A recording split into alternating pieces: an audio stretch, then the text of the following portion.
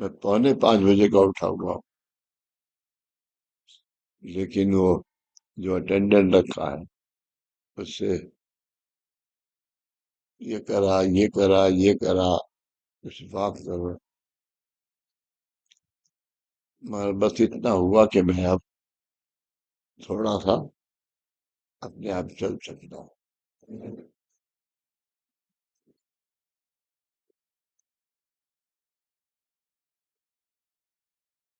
जी प्रणाम। कोई प्रणाम कह रहे हैं आपको? कौन है? मैं प्रियंका हूँ बाबूजी, प्रणाम। प्रियंका। प्रियंका। प्रियंका। ये डायरेक्शन थी। लंदन से प्रणाम कर रही हो? अभी तो अच्छा। रागी का tea होता है, रागी का पाउडर मिलता है। तो रागी का पाउडर बहुत अच्छा होता है, आपको लंदन से आपके कुछ लिए भेजती बहुत तो आराम प्रणाम देगा। करती। रागी ऐसे का क्या आटा। प्रणाम? हाँ, रागी का जो आटा होता है ना, एक मिस्त्री गिलास खुद ठंडे खा रही पानी हो में 2 और हमें टीस्पून ये रागी का खाली। पानी का पाउडर मिक्स कर दीजिए। एंड देन उसको सिर्फ एक बॉयल आने तक बॉयल कीजिए। अच्छा, मिक्स फिर कर जस्ट रही हो? उसमें एक काला नमक डाल के, और मैं थोड़ा धनिया पत्ती डालती हूँ। उसको गरम गरम पीना होता है। It is very good for the muscles, और वो जो बाबूजी को जो तकलीफ हो रही है उसमें। हाँ, ये बिल्कुल सही कह रही हो तुम, क्योंकि तुम्हारे मसल्स, तुम्हारी शक्ल, तुम्हारे गाल, ये सब इतने खूबसूरत हैं, तो ये तुम उसी से बना रही है। आप बाबूजी को हंस अच्छा क्यों रही हो? लगा, फर्क महसूस होगा। हंस क्यों रही हो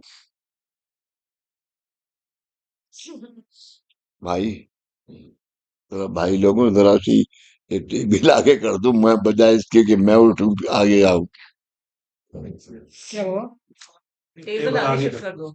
ये शिफ्ट करके ये टेबल आगे कर दो, वो आगे नहीं हो सकते ना। अच्छा, वाली थोड़ी सी आगे उसको तो भी पीछे उठाओ। कर दो, उसे तो पीछे हटा। कर, पीछे कर, पीछे कर। हाँ। बस बस। ये सब इसमें लीव में होता है। ठीक है।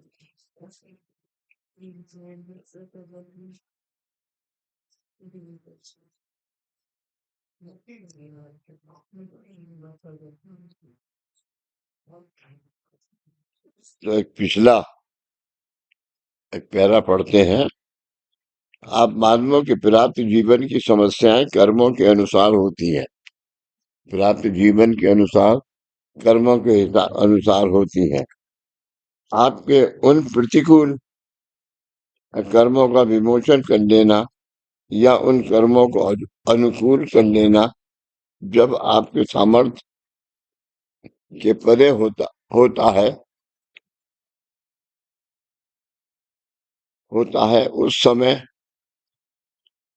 आप कहते हैं, क्या यही मेरी कर्माधीन अवस्था है? मानवों को जब कर्मों के अनुसार जीवन व्यतीत करना होता है, तब उन्हें उत्तम जीवन प्राप्त नहीं होता। किसी जीव को मानवीय जन्म प्राप्त होना किसी जीव को मानवीय जन्म प्राप्त होना, ये उस जीव की जीव आत्मा के रूप में स्थितिंतरित अवस्था है। स्थितिंतरित समझते हैं आप? चेंज। ट्रांसफॉर्मेशन। करेक्ट। हैं? सही बोल रही है। Transformation, change. चेंज। ट्रांसफॉर्मेशन। हाँ। आज तुम्हें ये चेंज लग रहा है ना? अरे, बहनी भी बैठी है।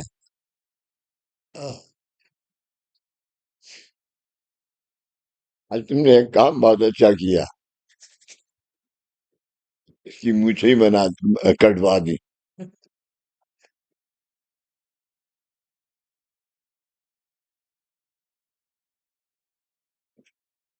जीव की जीवात्मा के रूप में स्थितिंतरित अवस्था है, जिसे एवोल्यूशन है जिसे एवोल्यूशन है। ये एवोल्यूशन कैसे होता है ये हम बाद में देखेंगे। ये एवोल्यूशन कैसे होता है ये हम बाद में देखेंगे। मान आज योगेश क्यों नहीं आया? आया? वो हुआ था आज का, उसको कहीं काम से जाना था। दीदी इस पे बैठो ना कुर्सी पे।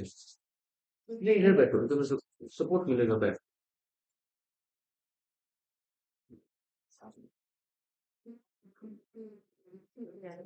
इसको जन्म लेने के बाद आपके हिस्से में केवल दुख ही आए ऐसा आपके कर्मों की भी इच्छा नहीं होती।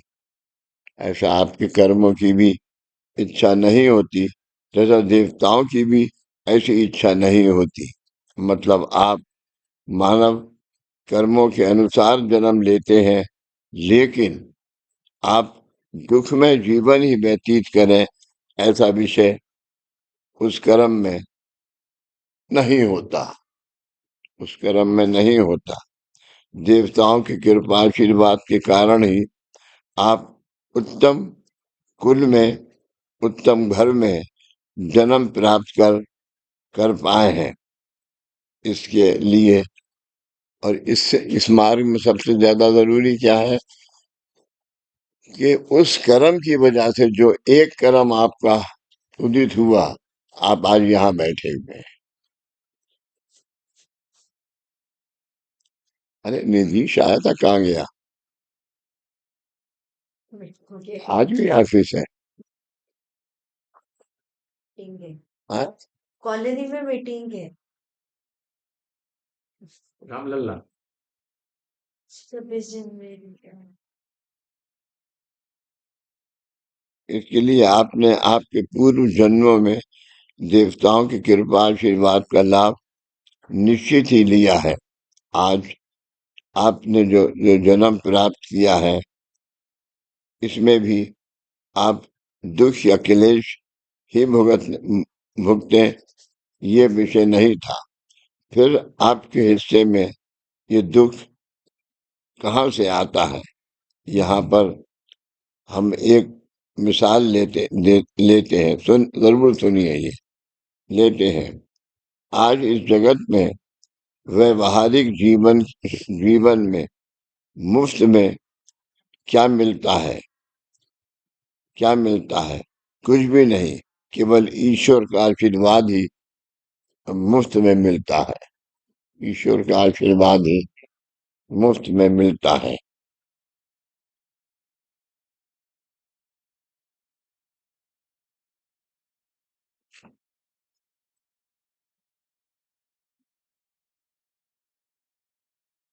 आज जो सरकार आप पर राज कर रही है, वह आपको कहते हैं कि बहुत सारा आशीर्वाद लो।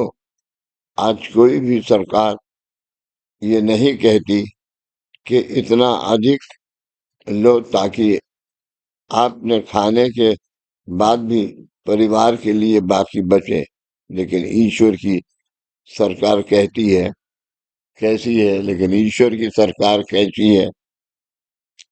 कैसी है? आपके लिए पर्याप्त होकर भी बाकी बचेगा, इतना आशीर्वाद आपको देती है। आपको आप आपके कर्मों का हिसाब इस जन्म में करके भी अगले जन्म के लिए भी आशीर्वाद देती है।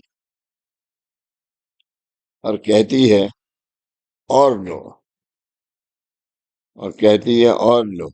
लेकिन उस आशीर्वाद के बारे में आप क्या कहते हैं? उस आशीर्वाद को आप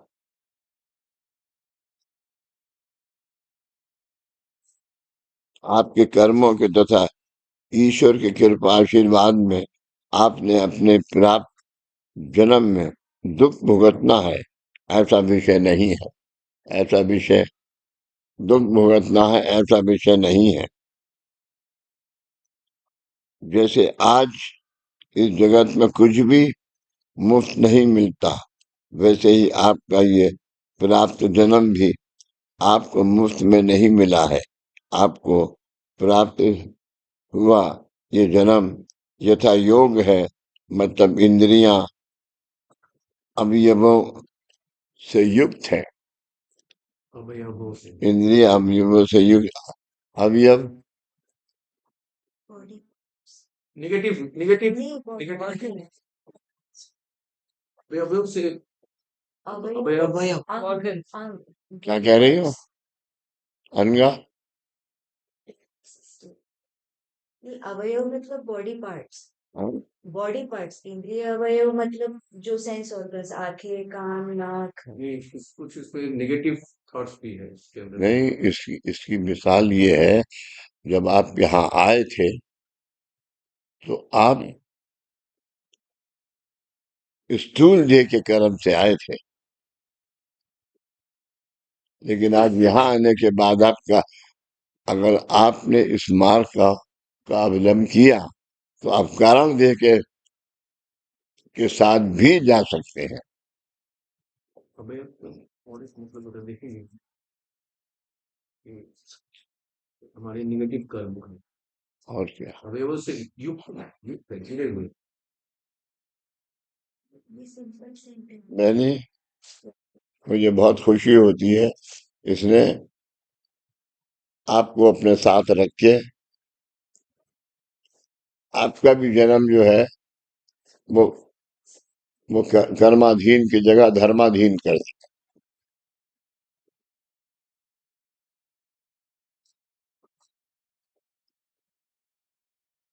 वैसे ही आपको भी प्राप्त जन्म भी आपको मुफ्त में नहीं मिला है, आपको प्राप्त हुआ ये जन्म यथा योग्य है।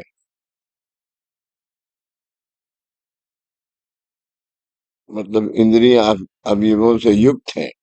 आप सोना चांदी पैसा आदि को संपत्ति कहते हैं, लेकिन हम इंद्रिय अवयवों को संपत्ति कहते हैं। इंद्रियां और अवयवों को जिसमें के दुख के कारण भरे हुए हैं। नहीं सर, बताओ ना फिर। अवयव जो हम कहते हैं ना कि 19 माध्यमों से हमारी देह बनी है। हाँ, लेकिन उसके अंदर ये जो तुम्हें जन्म, अब ये जो जन्म मिला है, ये कौन सा जन्म है? अभी अभी कम से कम 7वां, जो गुरु के साथ है। जो गुरु के साथ हुआ। और अब अगला जन्म, यहाँ आने के बाद तुम्हें क्या मिलेगा? 7 जन्म 7 पीढ़ी। अखंड गुरु का आशीर्वाद का आशीर्वाद। 7 जन्म और 7 पीढ़ी का इंतजाम आज है।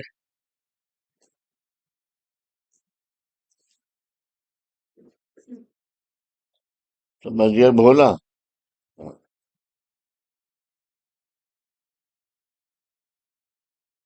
आपको प्राप्त हुआ ये जन्म यथा योग है, मतलब इंद्रियां अवयवों से युक्त है, बुरे कर्मों से युक्त है। युक्त है आज। क्यों युक्त है? कर्माधीन अवस्था से ही। आज आपके दुखों को दूर करके जो पहला जो जो दिया वो किसको दिया? नाभि को। अनुग्रह, अनुग्रह दीक्षा। तो अनुग्रह दीक्षा देने के लिए नाभि को बुद्धि का मुक्त किया कर्म से, और कर्म यही पैदा होता। आज जो तुमने खाया, जो तुमने पिया, जो तुमने कहा, उससे कर्म पैदा हो।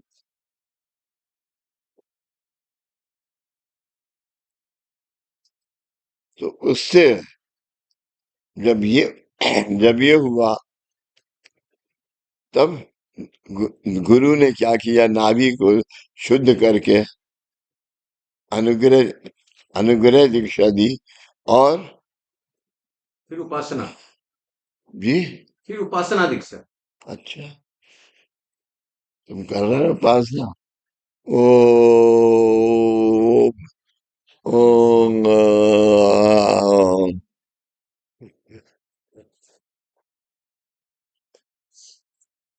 अनुग्रह दीक्षा के बाद तुम्हें कारण दीक्षा, गुरु दीक्षा दी। वो किसको दी? हृदय को।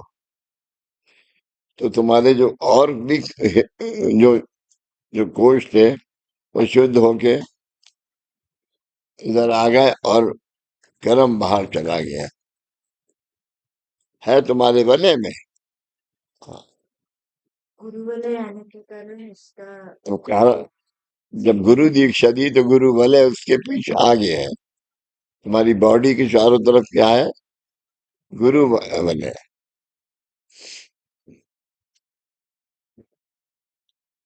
लेकिन हम इंद्रियां अवयवों को संपत्ति कहते हैं। ऐसा क्यों? मान लीजिए कि किसी अंधे व्यक्ति ने आपसे आपकी आंखें मांगी, क्या आप 2 आंखें 2 लाख रुपए में अपनी आंखें उस अंधे व्यक्ति को दे दोगे? नहीं। मतलब तब आपको आपकी आंखों की अमूल्य कीमत का एहसास होगा। आपको अमूल्य कीमत का एहसास होगा। ईश्वर ने आपको ये इंद्रियां अवयवों के की संपत्ति दी है। यानी आप वो करिए, मगर आज आप ये साधन करेंगे तो इसका वलय, क्योंकि इसमें गुरु वलय है, सप्त लोक तक जाएगा। बोलो ना।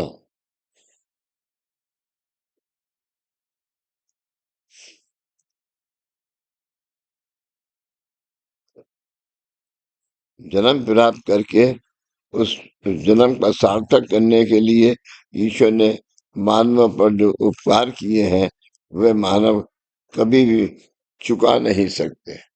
वो मानव कभी भी चुका नहीं सकते, क्योंकि आज के दिन कलयुग के उसके अंदर जिस गुरु ने आपको गुरु दीक्षा दी है उसका उसका मतलब आपके ऊपर कर्जा 7 जन्म भी आप नहीं चुका सकते। 7 जन्म भी आप नहीं चुका सकते। मतलब तब आपको आपकी आंखों की अमूल्य कीमत का एहसास होता है। ईश्वर ने आपको ये इंद्रियां अवयवों की संपत्ति दी है।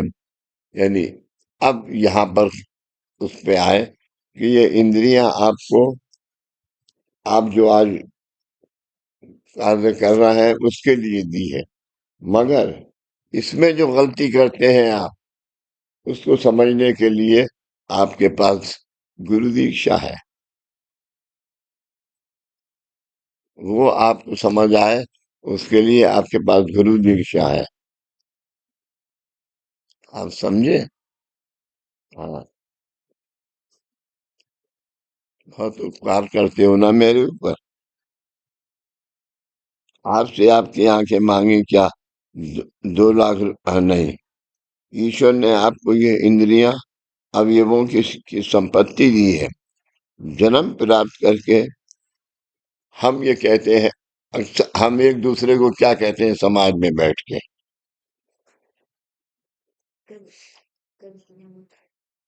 कि समादार 7 बजे से और 10:30 बजे तक 1 बोतल शराब पीता।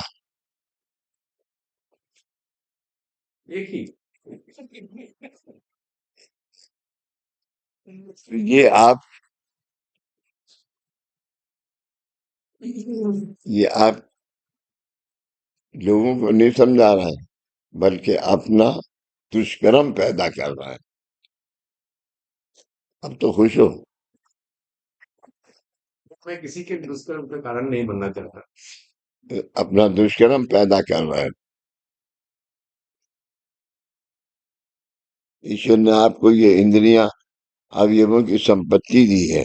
जन्म प्राप्त करके उस जन्म का सार्थक करने के लिए ईश्वर ने मानवों पर जो उपकार किए हैं वह मानव कभी भी चुका नहीं सकते। वह मानव कभी भी चुका नहीं सकते। पंत महाराज क्या कहते हैं?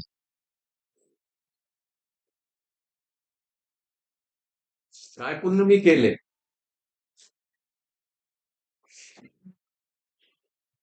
गुरु ही संपत्ति, गुरु ही विपत्ति, गुरु ही संपत्ति, गुरु ही विपत्ति, गुरु बिन अन्य देवत नाही, गुरु बिन अन्य।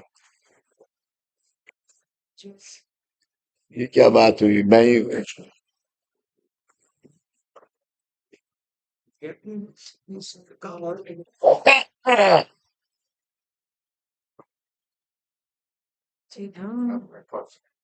गुरु जी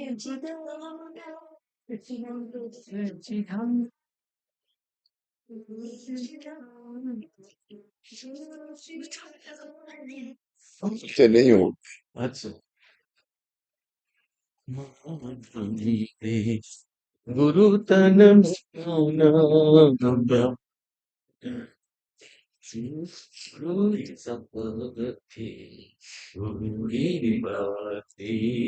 कहाँ भेज दिया उसे?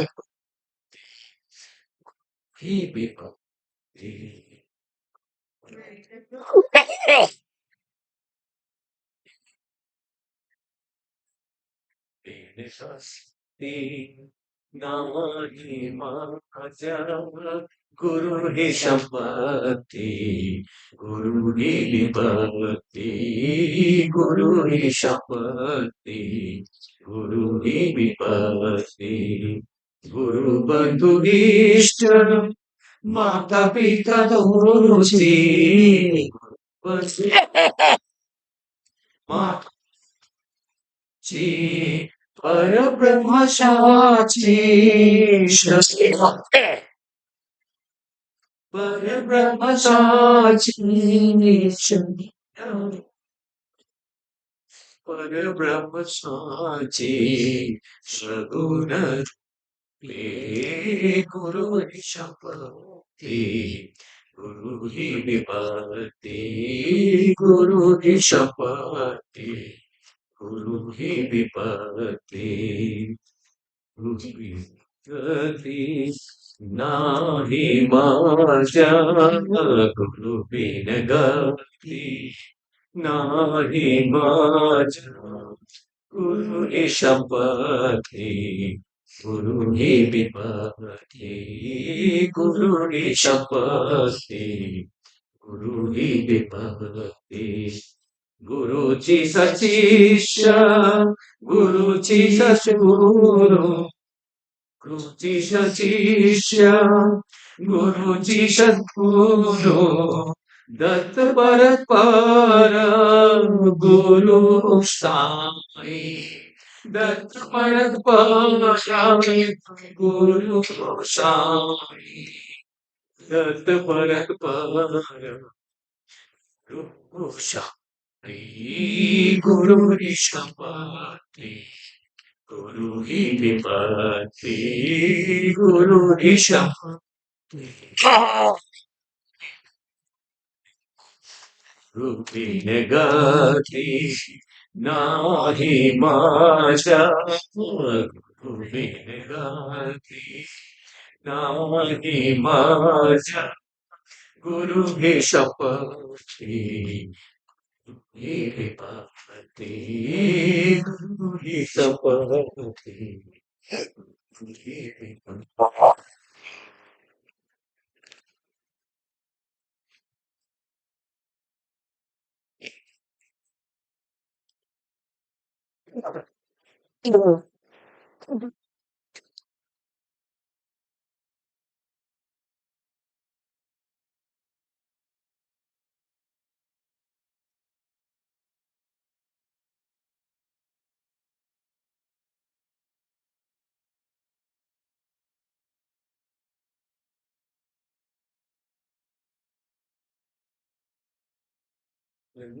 स्केल दे दो ना, ये तो लाइन। स्केल ले लीजिए ना। कौन सा?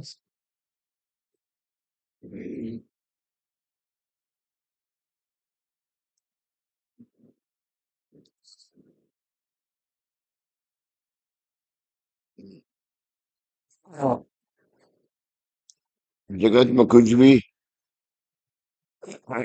मुफ्त नहीं मिलता, वैसे ही आपका ये प्राप्त जन्म भी आपको मुफ्त में नहीं मिला है। आपको प्राप्त हुआ ये जन्म यथा योग है, मतलब इंद्रियां अवयवों से युक्त है। आप सोना चांदी पैसा आदि को संपत्ति कहते हैं, लेकिन हम इंद्रियां अवयवों को संपत्ति कहते हैं। हम इंद्रियां अवयवों को संपत्ति कहते हैं। ऐसा क्यों? मान लीजिए कि किसी अंधे व्यक्ति ने आपसे आपकी आंखें मांगी कि आप 2 लाख रुपए में, ये तो मैं पढ़ चुका, हाँ, हो पूरा गया। नीचे और जाना। लाख रुपए में अपनी आंखें उस अंधे व्यक्ति को दे दोगे? नहीं। मतलब तब आपको आपकी आंखों की अमूल्य कीमत का एहसास होगा।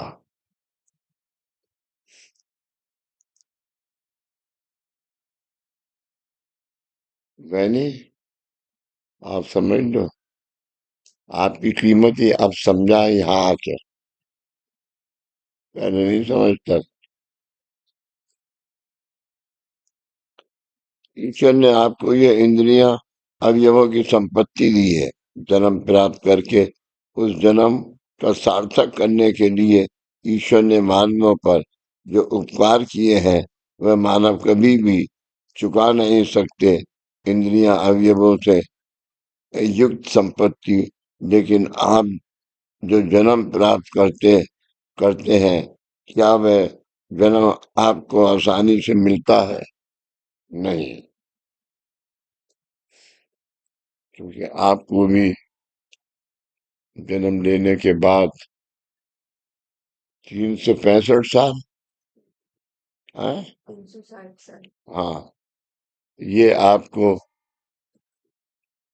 हर उसमें को इसमें भुगतना पड़ते हैं।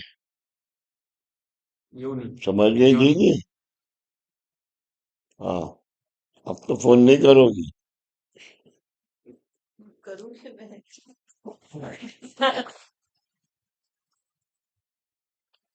अब मैं कह रही है करूंगी। मुझे भी कहती है करूंगी, किसको बताऊंगी और। यानी इससे ये पूछो, बाबूजी टेलीफोन आता है, ये झाड़ू पोछे वाली है, ये झाड़ू से पोछा देती, वो झाड़ू से लगाती नहीं और पोछा करती है। उसका सॉल्यूशन बाबूजी देंगे। भाई ये तू फैसला कर, मैं तेरे घर आऊंगा क्या ये फैसला करने के लिए?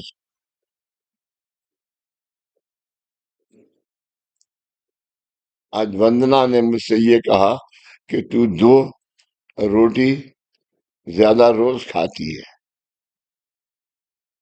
भाई खाती है तो तुम कहोगे मेरी भूख ही इतनी है, तेरी भूख कम है, ऐसा है ना? नहा के आई हो, साधना करी?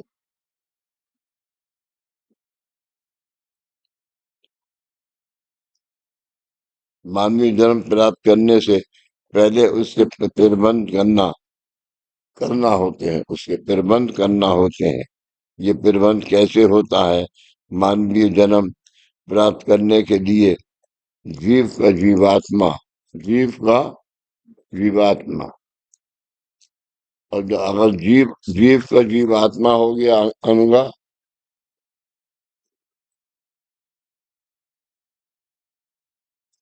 जीव जीवात्मा। जीवात्मा आत्मा परमात्मा,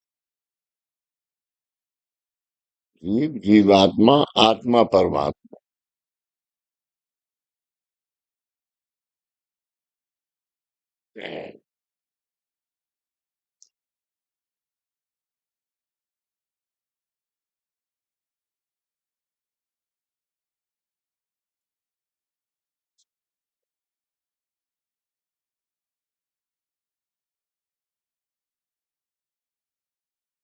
सुलभ जीवन प्राप्त होता है, तो भी उस व्यक्ति को लंगड़ाते ही रहता है, तो भी व्यक्ति लंगड़ाते ही चलता रहता है।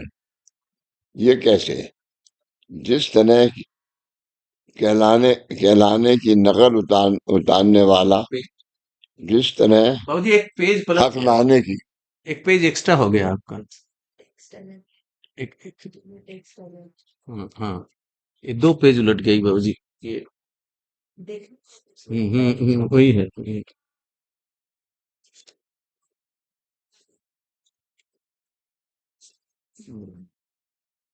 यहाँ से जो खत्म किया था हमने, तो ये जीवात्मा अवस्था में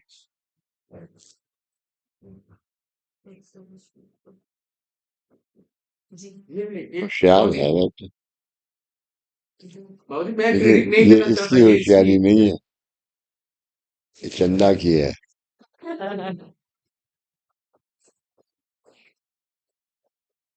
बाबूजी अनगा अनगा का है।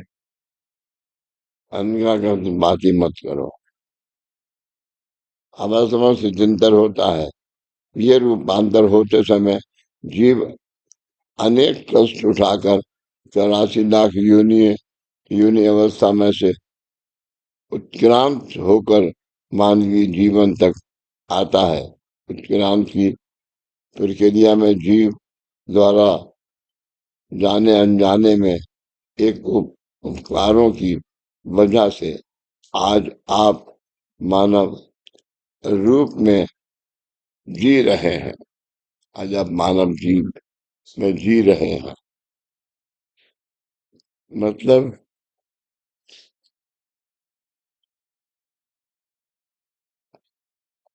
आप यहाँ क्यों आए?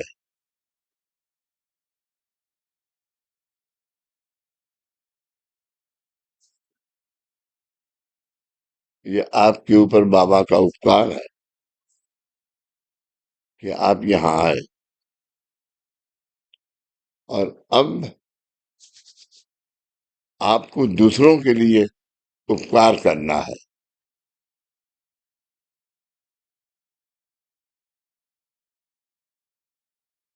हाथ जोड़ रहा है, मगर ये नहीं कि चंदा से कहूँ मैं आज से तेरे ऊपर उपकार करूंगा। वो मेरे पे उपकार करती है या मैं करता हूँ? रोटी बना के मुझे खिलाती है।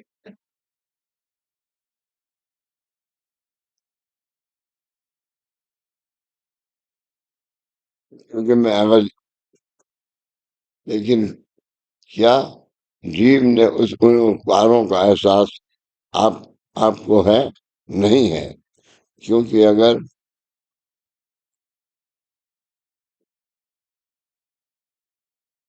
ये एहसास आपको होता तो जिस बकरी की योनि में से उत्क्रांत होकर आज आप मानव मानव जन्म तक पहुंचे हैं, उस बकरी को मारकर आप उसका मांस नहीं खाते, उसका मांस नहीं खाते।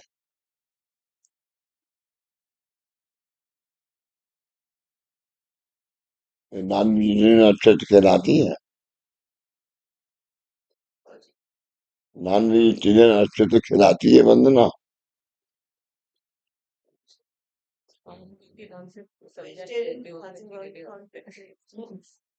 ये क्या कह रही है? बताओ। वेजिटेरियन है नॉन वेजिटेरियन नहीं खाती मैं।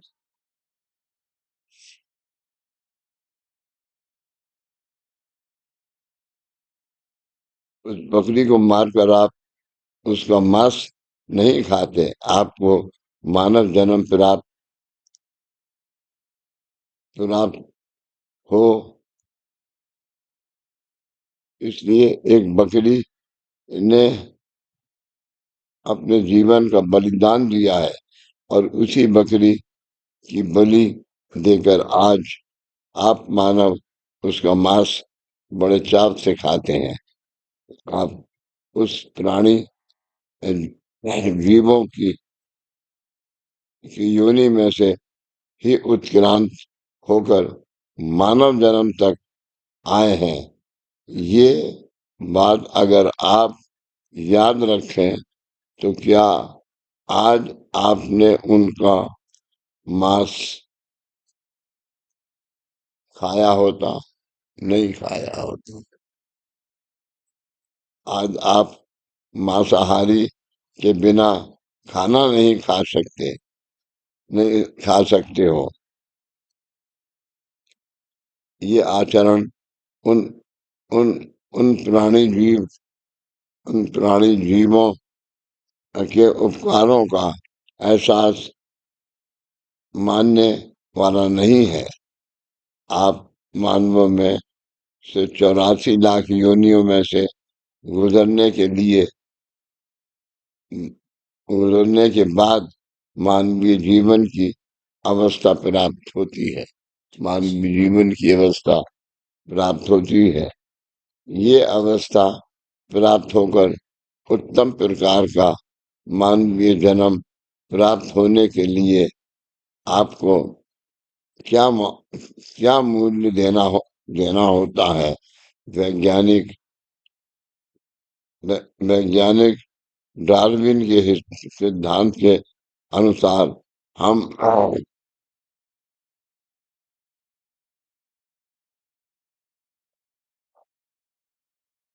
अनुसार हम मतलब ओमीवा अमीबा अमीबा अमीबा मतलब छोटा सा एक क्रिया है जो पहला पहला जन्म लेता है हमारे जीवन बॉडी का first cell is right. Single cell animal. ये बायोलॉजी में तो पढ़ाते हैं।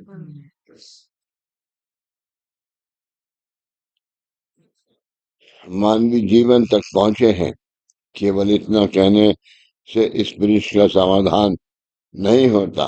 अंग्रेजों ने कुछ कुछ कहा है, इसलिए आप गर्दन हिलाकर मान्यता देते हैं, और मैंने बंदी दादा ने कुछ कहा तो पूछते हैं कि ये आपके लिए कहने का क्या प्रमाण है? आपके लिए कहने का क्या प्रमाण है? मैंने आपसे ये सवाल पूछा है कि उत्तम प्रकार का मानवीय जीवन प्राप्त करने के लिए क्या मूल्य देना होता है? ये इस तरह समझिए, ये इस तरह समझिए और से 100 रुपए का नोट लेकर आप बाजार जाते हैं।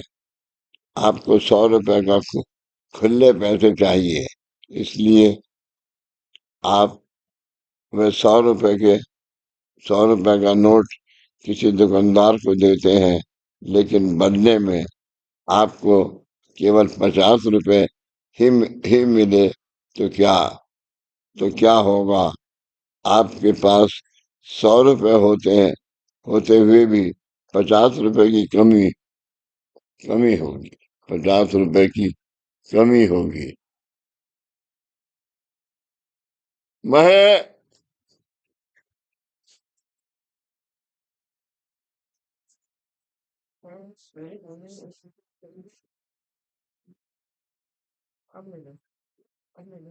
हिंदी के लिए ये पेज तुमने वो करना है।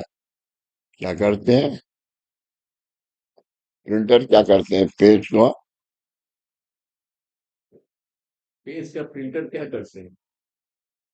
कंपोजिशन ये पैसे तो जो एक एक वर्ड लगाते हैं, editing editing composing editing. Composing, not editing. ठीक है।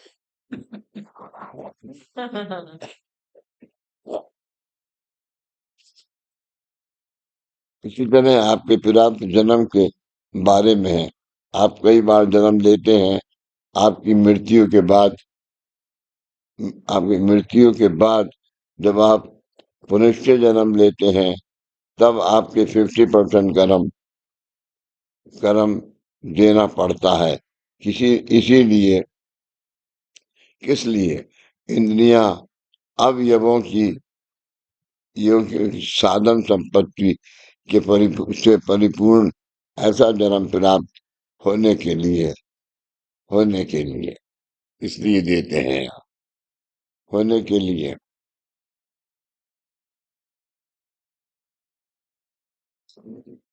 इंद्रियां अवयवों की संपत्ति में कोई कमी नहीं है, ऐसा मानवीय जन्म आपने लिया है। उस जन्म के लिए आपके 5 ऋणानुबंधों में से जन्म कर्म और जन्म जन्मांतर, इन ऋणानुबंधों को आ- आपके अनेक पूर्व पूर्व जन्मों के संचित कर्मों में से 50 कर्म खर्च करना। इन ऋणानुबंधों को आपके अनेक पूर्व पूर्व जन्मों के संचित कर्मों में से 50% कर्म खर्च करना पड़ा है। 50%, इसका मतलब समझ गए क्या? 50% जो हमारे अच्छे कर्म थे, सत्कर्म थे, उसको खर्च करके ही इस जन्म को प्राप्त हुई है। हाँ, तभी तो यहाँ पे आगे पूजा कर रहा है। बाबा ने तुम्हें अपने आप को फूल लगाने को कहा है।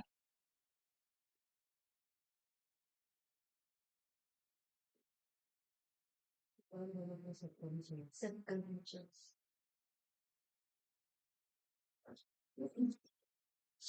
इसी कारण जन्म प्राप्ति के बाद जीवन व्यतीत करने के लिए आपके पास 50%। आपके पास कितना कर्म बाकी है? केवल 50% कर्म आपके पास बाकी बचा है, जो आपके आपने आपके प्राप्त जन्म में आपके 5 उड़ानुबंधों को कार्यार्थ देना है। पुराने जन्मों को कार्यार्थ देना है। आपके इस 50%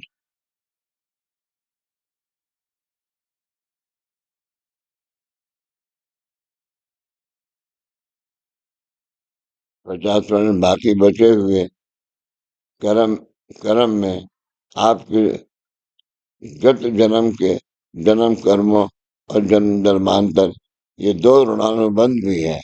और इस प्राप्त जन्म के मात्र पिता इतने जन देवादिक जन्म जन्म कर्म और जन्म जन्मांतर,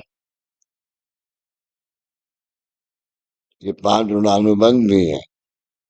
और आपके ये ये जन्म के लिए 5 ऋणानुबंध को आपके बाकी बचे हुए 50% कर्म 50% कर्म परत्व आपके जीवन में कार्य कार्य करना। प्रणाम।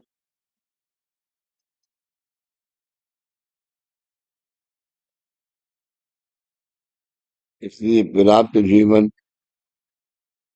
व्यतीत करते समय आपकी इच्छा अपेक्षा साकार होने में आपको 50% कर्म की कमी होती है। 50% कर्म की कमी होती है। ये इस तरह है। मान लीजिए कि आप मान लीजिए कि आप नौकरी करते हैं और लेकिन रजिस्टर में आपकी तनख्वाह 500 रुपये महीना लिखी है, लेकिन सिर्फ महीने आपको केवल 250 रुपये ही दिए जाते हैं।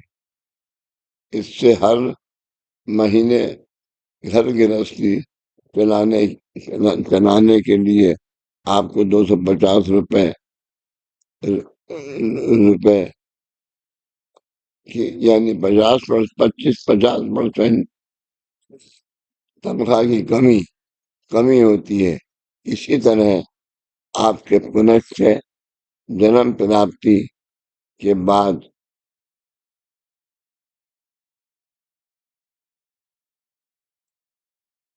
अपने जीवन में 50% कर्म की कमी के धारण करते हैं। ये मानवीय जन्म प्राप्ति का सहज धर्म है। यदि अगर अगर आज आपके 50% माइनस ये सब जन्म ले जाते वक्त आपके 50% कर्म माइनस में नहीं होते, तो आप 25% होते, तो 25% से आप चलाना पड़ता है।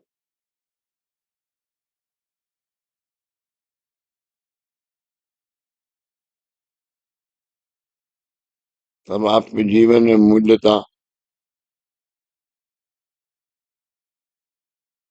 ही कमी होती है। इसलिए आप स्वयं अपने जीवन में सुख शांति का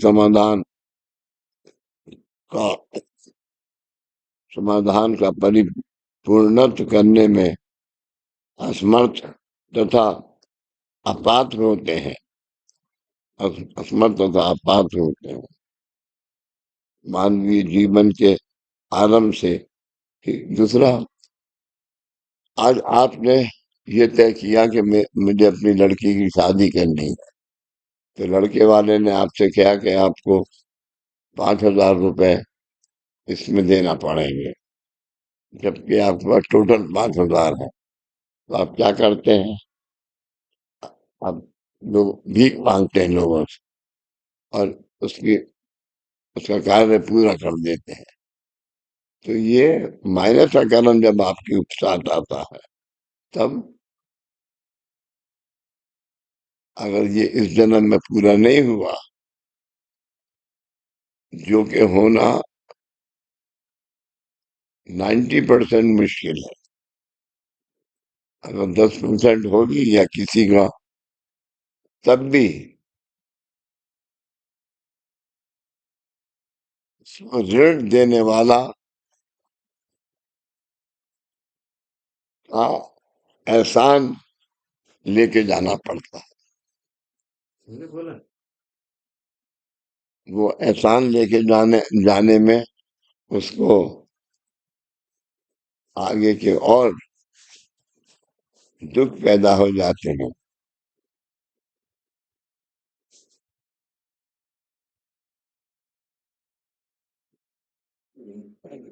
मानवीय जीवन के आरंभ से ही ऐसी ये स्वाभाविक यानी नैसर्गिक अवस्था आप मानवों के जीवन में होती है।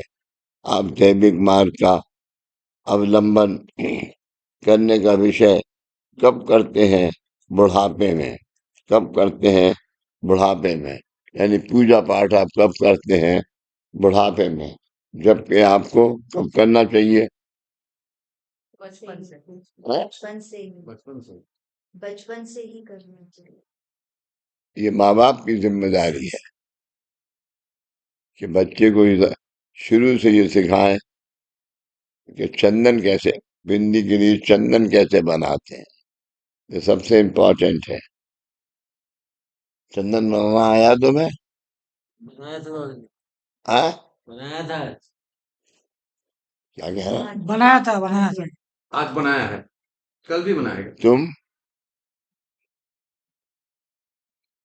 एक दिन हो एक दिन हो ऐसे तो कान पकड़ के 3 बैठक लगाओ। लगाओ कान पकड़ो हाँ उल्टे बैठे करो एक उसको तो बिंदी लगाने में तीन इसको ज्यादा रहता है, इससे बिंदी लगा। हाँ बिल्कुल। फिर से बनाओ चंदन। हाँ कल ऐसे बनाओ। चंदन इसको कराएंगे कल। हाँ और आज इसको करवाया है, कल इसको कराएंगे। अब कह रहा हूं तुमने पहले क्यों नहीं कहा उससे? बोल दी उसके बाद काल वो करेगा तभी मारिए आइए आप दैविक मार्ग का अवलंब करने का विचार कब करते हैं? बुढ़ापे में। कब करते हैं? बुढ़ापे में, यानी वृद्धावस्था में। बुढ़ापे बुढ़ापे में समय नहीं कटता, इसलिए आप ईश्वर के पीछे पड़ते हैं। आज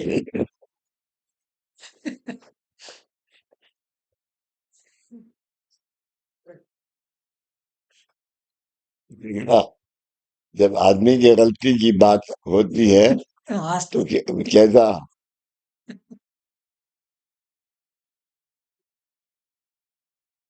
बुढ़ापे में समय नहीं कटता, इसलिए आप ईश्वर के पीछे पड़ते हैं।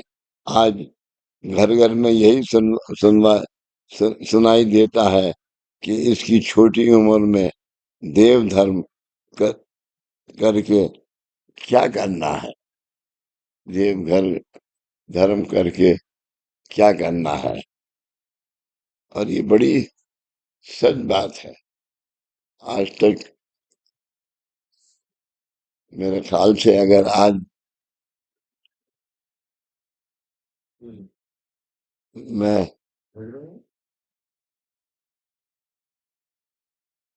ईमानदार से पूछ कहूं कि यहाँ खड़ा होकर सबको हे भगवान हमारे परिवार के उद्धार के लिए प्रार्थना सुना, तो ये नहीं सुना सकता।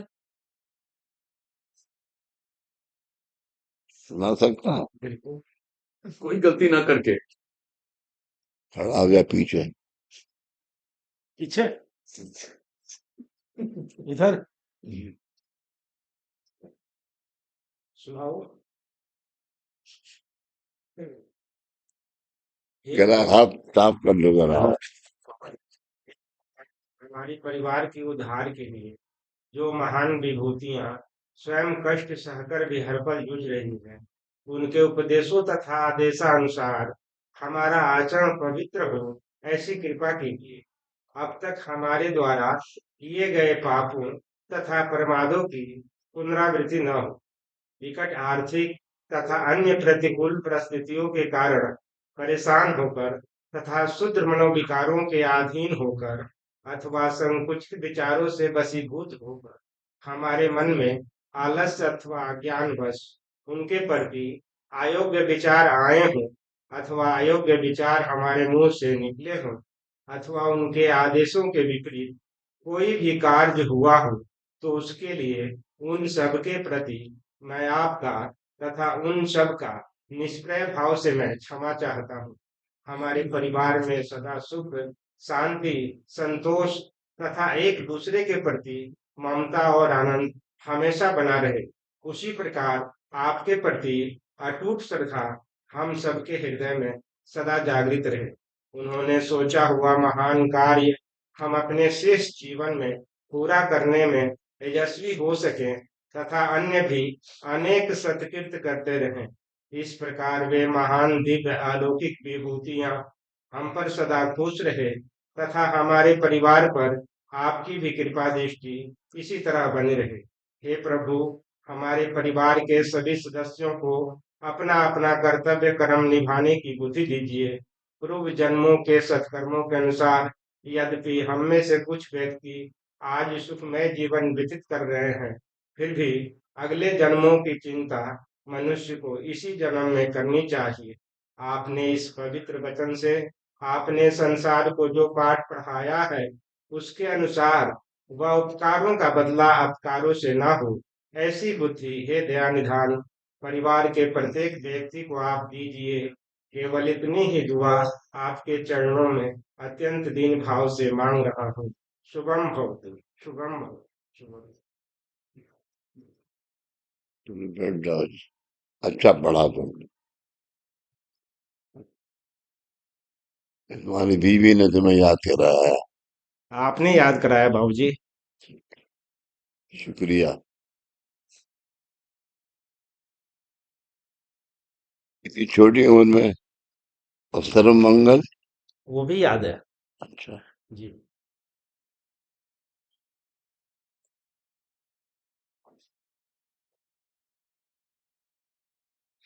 और क्या किया मन शिरडी जाकर साईनाथ न चीना रे। देश देश घूम शिरडी आया, साईं दर्शन लिया रे। खाया पिया सुख से सोया, विचार ना कछु किया रे। ये क्या किया मन शिरडी आकर, साईनाथ ना चिन्हा रे। यही तुम्हारी हालत। ये तुम देखिए, आज घर घर में यही सुनाई देता है कि इतनी छोटी उम्र में देव धर्म करके क्या करना है। इस उम्र में मौज करो, मस्ती करो और दूसरों को तकलीफ दो और दूसरों को तकलीफ दो, लेकिन इससे बुढ़ापे में क्या परिस्थिति होती है, आपके जीवन की 50% कर्म की कमी का कारण ईश्वर को दया आती है। आपका 50% कर्म का कारण बढ़ जाता है। जरा इसे समझा देना ये बात।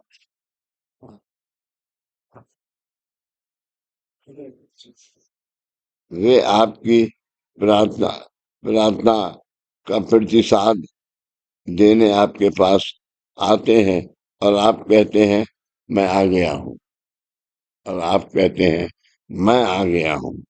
यानी आप प्रार्थना करी तो बाबा की शक्ति आपके पास आती है, और आप कहते हैं हाँ सब यहाँ पर बा, बाबूजी ने बहुत अच्छी प्रार्थना पढ़ी। ऐसा है क्या?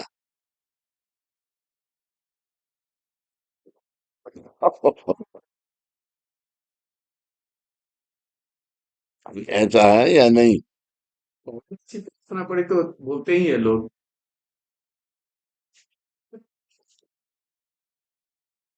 लेकिन ये सुनकर आप उन्हें कहते हैं कौन हो तुम?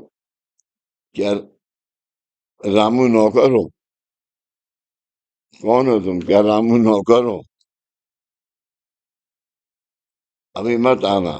बुढ़ापे में आपकी आंखें कमजोर होने के कारण आपको ठीक से दिखाई नहीं देता, इसलिए भगवान राम और रामू भगवान राम और रामू नौकर, इनमें फर्क पता नहीं चलता। भगवान भगवान समझ गई मैंने? यही उसकी आदत है।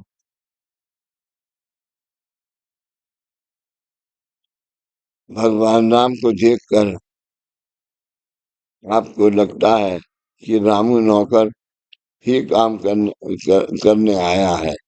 मतलब बुढ़ापे में आपकी आंखें कमजोर हो गई हैं, कानों कानों का सुनने का कार्य कम हो गया है। ऐसे समय अगर ईश्वर ने दर्शन दिए तो आप उन्हें ही पूछते हैं तुम कौन हो? दर्शन दिए तो आप उन्हें ही पूछते हो तुम कौन हो?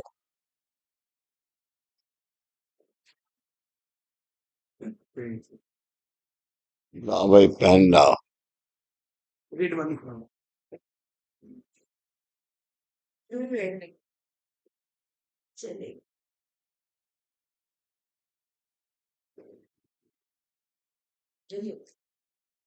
चलो ठीक है, blue Lal pen.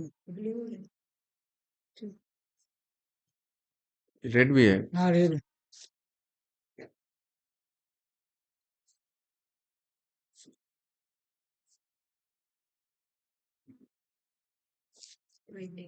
Hmm, 25th page, second para, and.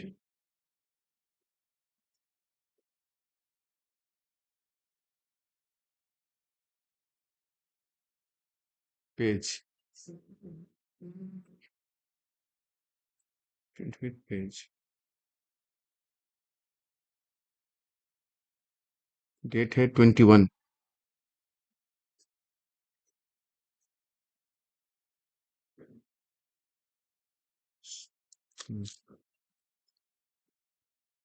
21 date बाबूजी।